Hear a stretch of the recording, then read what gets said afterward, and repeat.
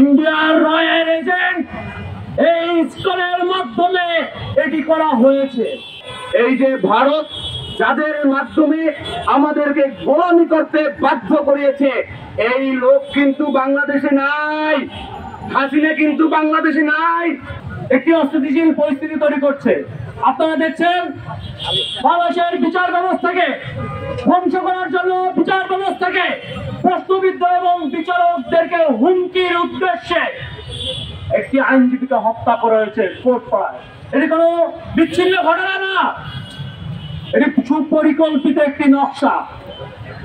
ইন্ডিয়ার royal agent এই ইসকনের মাধ্যমে এটি করা হয়েছে এবং বাংলাদেশে সাম্প্রদায়িক দাঙ্গা বাঁধানোর জন্য এই ঘটনা ঘটানো হয়েছে। বাংলাদেশের ৯২% মানুষ মুসলমান, এই কারণে একটি মুসলমানকে কোটপাড়ায় হত্যা করে শহীদ করে বৃদ্ধাঙ্গুলি দেখার চেষ্টা করা হচ্ছে। যে বাংলাদেশের আদালতকে আমরা বৃদ্ধাঙ্গুলি দেখাই, এটি দিল্লির একটি প্রেস ক্লাব।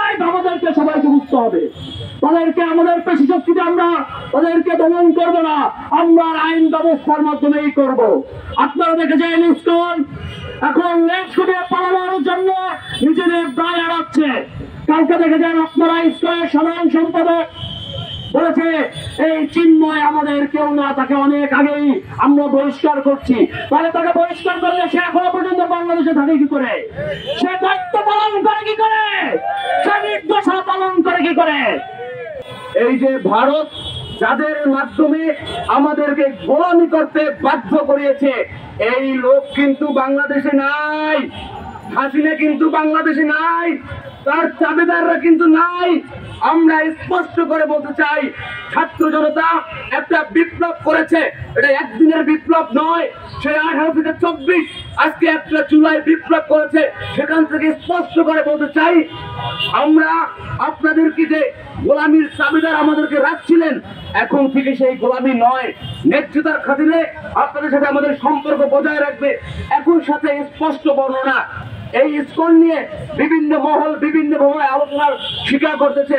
আপনারা দেখেছেন কিছুদিন আগে প্রথম আলোতে সেখানে একটা অস্থিতিশীল পরিবেশ করেছে। এটা কারা করেছে? এটা দিয়ে স্পষ্টতা বুঝতে চাই যে বাংলাদেশে একটা জঙ্গি বিপ্লব হয়েছে। কারণ এই যে গণমাধ্যমের হরণ করতেছে, তাদের লেখালেখি বন্ধ করতেছে, যেখানে দাঁড়িয়ে টুপি হুজুররা তারা ঘেরাও কর্মসূচি করেছে। এটা দিয়ে পশ্চিমাঞ্চলে পৃথিবীকে বুঝতে চাই যে একটা জুলাই বিপ্লব, ছাত্র জনতার জুলাই বিপ্লব হয়েছে। এটা না, এটা একটা জঙ্গি বিপ্লব হয়েছে। আমরা স্পষ্ট করে বলতে চাই, আপনাদের যে কুটচাল সেটাই ছাত্র জনতা বুঝে।